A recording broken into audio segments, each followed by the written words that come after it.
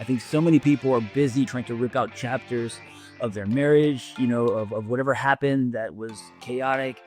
And listen, we don't have to live there. I'm not saying to live there, but you have to accept what happened because that's how you move forward. And also, by not ripping out that chapter in your story, it becomes important to your journey, to who you're becoming today. Our story is the most valuable thing we will ever own.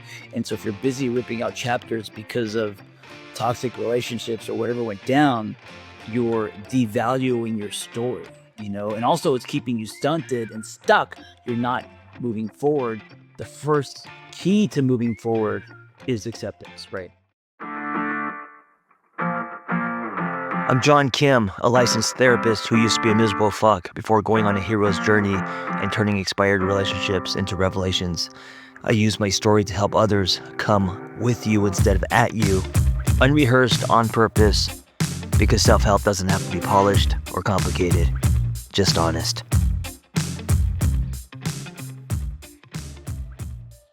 Hey, I came across this article, and if you believe in serendipity like I do, you're meant to hear this. So if you ended up here watching this on YouTube or listening as a podcast, you were meant to hear this today because I randomly came across this and there's something in me that needed to share it. So I trust that greater feeling. Also, if you're new here and you're like, why are you always shirtless and sweaty? Well, we just, our house burned down in a fire 6 months ago, and I'm going through my own ag break. We moved to Costa Rica and it doesn't require a shirt or underwear. You have to wear some clothes, but it's always 80 and humid. So shirts just make me feel very claustrophobic. This is not a fitness channel. I don't wear a shirt because I'm in the jungle. Closure is a bridge, not a door. I don't know if you're going through a relationship or not. If you're not, a lot of us, we carry relationship residue. There's a lot of misconceptions about closure.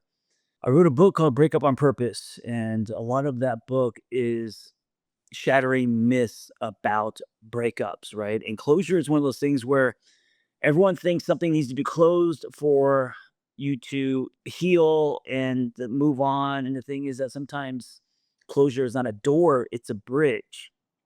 You may be going through a relationship breakup now, an expired relationship, as I call it, or there may be something you may be carrying. I call it relationship residue from, a relationship that ended years ago, right? Closure is embracing life's messiness, accepting unknowns, and moving forward.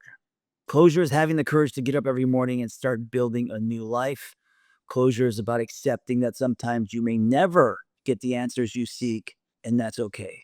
And being okay with it is a process, right? It may start with a decision or new lenses, but of course, it is a process. Life is messy, emotions are complex, and there's no one fits all approach to healing. Here we go. Many see closure as a complete cleansing, a washing away, and they don't allow themselves to move on until what is preventing them from moving on has completely dissolved. But if that's the case, wouldn't closure stunt growth? Not allowing yourself to push forward until you have resolved the past becomes a fallen domino piece. Let me read that again. Not allowing yourself to push forward until you have resolved the past becomes a fallen domino piece, right? That stunts your growth. According to this definition, closure will keep you closed. Closure isn't a neatly packaged box tied up with a bow. It's also not a magical incantation that makes all your pain disappear. We have to redefine closure so it has less power over us and doesn't become a wall in our healing journey. Closure is a bridge. It is having the ability to transition, walking after the expiration. Closure is having the courage to get up every morning and start building a new life.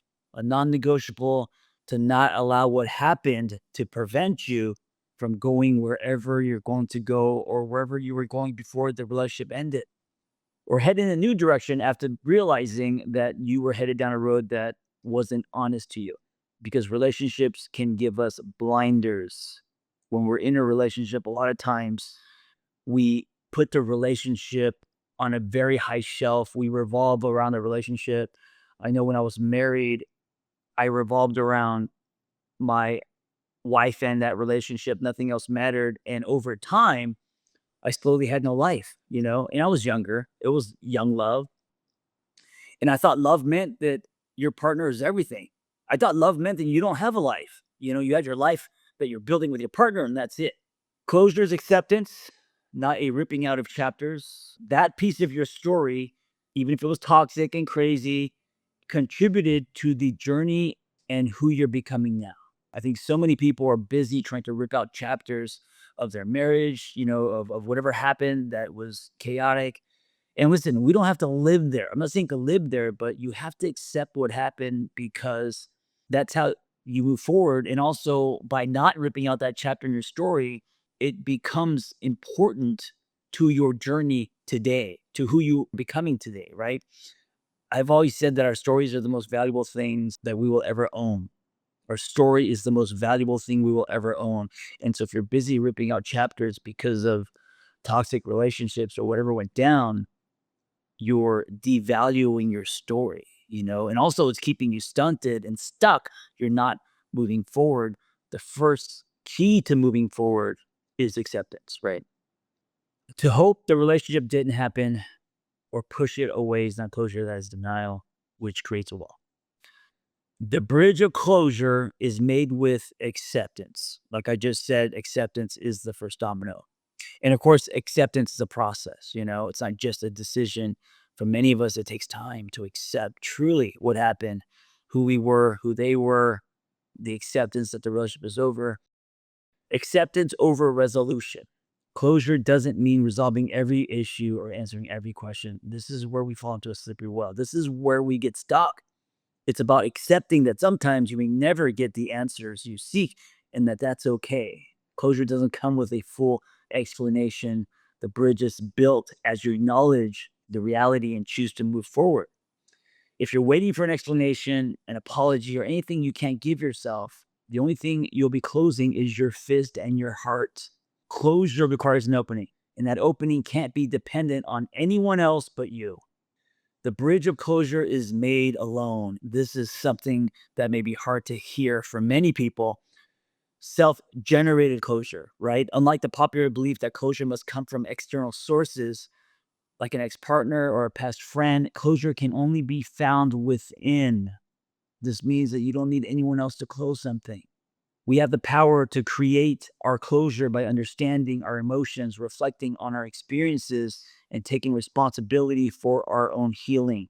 Embracing change. Closure is deeply connected to the concept of change. It's about recognizing that life moves on and we move through. And this is how we evolve, right? This is how we allow what happened to grow us. Closure can be a catalyst for personal growth and transformation. Look at it as the end of one chapter and the beginning of another.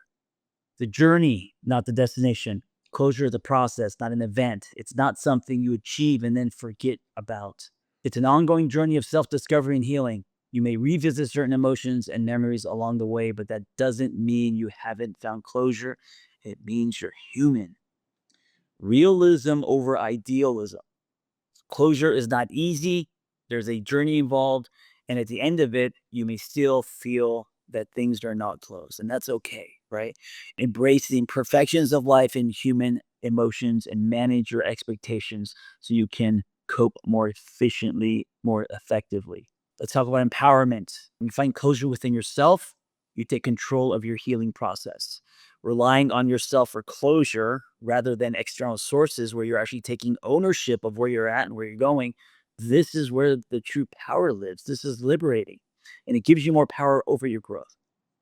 Building resistance. Sorry, building resilience. I can't say that word, resilience. Resilience building. Embracing change fosters resilience. Yes, I do have a master's degree and I'm a licensed therapist, I promise. Instead of viewing closure as the end of something. I was a kid, by the way, in middle school who was terrified to be called on because I never read. My parents never read to me. I'm just horrible with reading. And so I would stutter. I would just, oh God, I'd have nightmares about this. And still now today at 52, reading is tough. I haven't put the reps in. I don't read books. I take them in the audio. All right. C student went surfing instead of taking the SATs, right? Didn't go surfing. I don't know how to surf. Went to the beach though. Learning how to surf now at 52 in Costa Rica. Resilience building. Also, if you haven't noticed, I bird walk a lot. I throw boomerangs, but they come home usually. Sometimes end in different backyards, but usually they come back. Embracing change fosters resilience instead of viewing closure as the end of something, reframing it as the beginning of something, right? The new you, a new love experience, a new narrative, a new story. Connection and community. And I want to end with this: healing is not a solitary endeavor. It's okay to seek support, whether you're in therapy, friendships, or especially online communities. And this is why I built my online community, Single on Purpose, which was a book and is now an online community. It's an app, and it's like-minded singles who are sick of dating apps, wanting to connect. And in that community, I have a single purpose school, which I run in cohorts. So going from hundreds of people to like 20, 30 in small cohorts, where I give you what I call the Breakfast Club experience. Yes, all my shit's from the 80s. And it's amazing. It's magical. So it's not only rotating coaches and therapists helping you, but it's the community. It's you guys helping, supporting each other, and it's all in your back pocket. So check that out, seeingallpurpose.life. The community is what's important. It is the foundation in your healing journey. We're not meant to do this alone, right? So a sense of connection can be beneficial for sure in the closure process. I want to end with this: life is messy, emotions are complex, and there's no one fits all when it comes to healing. Closure is not about tying up loose ends, but about embracing the messiness of life, accepting the unknown, and finding the strength to move forward. Thank you for listening. If you want to watch, I'm on YouTube. If you want to listen, this is also a podcast. Part of the closure experience for me post divorce at 35 was actually what I'm doing here now: being of service, answering questions, using my story to help other people. And I got to say, it's probably the biggest thing that's given me a cape. So, whether you're new to my podcast slash channel or you've been listening and watching for a while, thank you so much, because it started as a blog I called The Angry Therapist on Tumblr, 2010.